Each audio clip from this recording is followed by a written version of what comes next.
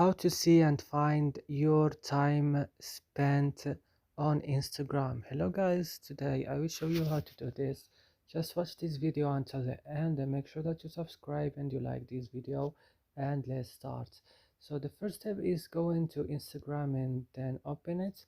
After this, when your Instagram is opening, as you see, you will go here on your profile, then open it, and then you will go to this three line and click, and then you will go to your activity and click, and then you will go to time spent here and you will click.